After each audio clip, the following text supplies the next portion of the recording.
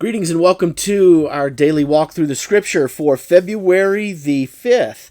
Our readings for today come in finishing out Exodus chapter 21, going into Exodus chapter 22, first half of Exodus chapter 23, and we get into Matthew chapter 24. We have select readings from Psalm 29, verses 1 through 11, and Proverbs chapter 7, verses 6 through 23. Now, you remember Y2K, the year 2000? I sure do. I remember how panicked people were. People get panicked about all sorts of different things. I mean, we get some kind of possibility of a small little ice thing, and people panic and go to the grocery store and buy eggs and milk, which never really made sense to me because those are the first things that also go bad. But we have this fascination with the end of the world. I mean, that's one of the reasons why when I was growing up and as a teenager, the Left Behind series was huge and popular. I mean, they were making tons of stuff, and then they made the really terrible movie with Kirk Cameron, and they made the even worse movie with Nicolas Cage. Yeah, he actually made one. Don't watch it, please. I beg you.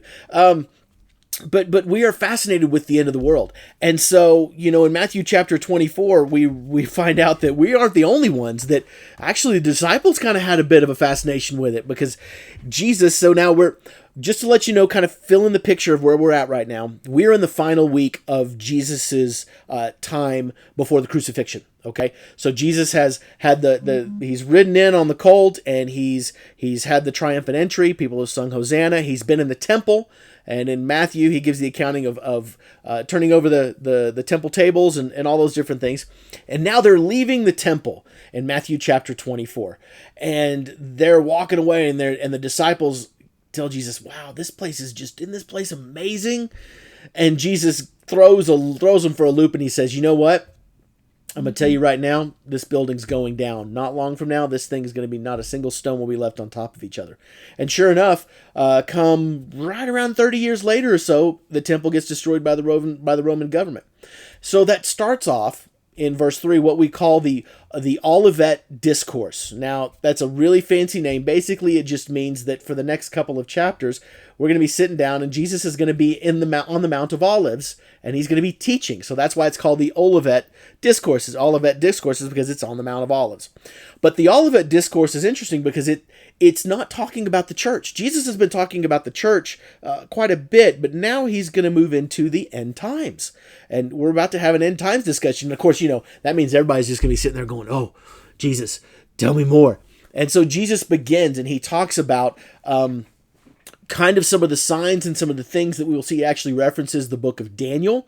Daniel is where a lot of what we're actually see a lot of parallels from the Olivet Discourse in the book of Daniel. Some of the things that we describe, what we would call the tribulation and those kind of things. And so Jesus talks about this. But what I want to really focus in on here is a part that we don't like to talk about as Christians, and I talk about it every now and then, and that is the reality of suffering that people go through, and the reality of suffering on this earth, and the reality of Christians.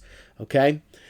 We as Christians, we don't like to think about suffering. We don't like to talk about suffering. That's one of the reasons why the prosperity gospel has been such a popular thing, is because people like to think that it's going to be all about just the blessings. It's all about what God gives us. Well, it is going to be about the blessings, but not here. There's no promise in Scripture that says that what we do here on this earth is going to be. As a matter of fact, it warns the exact opposite, and it says that don't be chasing after the blessings here. Store up for yourselves treasures in heaven. That sounds like a familiar verse. Anyway, Jesus is talking here, and he talks about how, first of all, nations are going to rise against nation, and kingdom against kingdom. There'll be famines and earthquakes in various places. And then in verse 8, he drops the hammer. All these are the beginning of birth pains. In other words, it's going to get worse. And then you will be handed over to be persecuted and put to death. Okay, so who's you? Well, that's us, followers of Christ. And we will be hated by all nations because of our following of Jesus. This is not a happy-go-lucky story, at least not yet. And so for a lot of us as Christians, we need to recognize that difficult situations are going to happen. We're going to be persecuted, but we're not just going to be persecuted overtly. We're going to be persecuted covertly. I mean, famines and earthquakes, that's not earthquakes don't just go in places where Christians are. Earthquakes go in places where everyone is. So we need to understand that we live in a world that is full of suffering, that is full of hurt. And what Jesus is offering is the hope that brings us through the hurt and lets us know that there is going to be hope at the end. So we're going to talk a little bit more about the Olivet Discourse tomorrow, but I kind of wanted to just set the tone and let you know this at the end. There is good news. There's good news to be had in this. So, all right, we'll talk about the good news beginning tomorrow.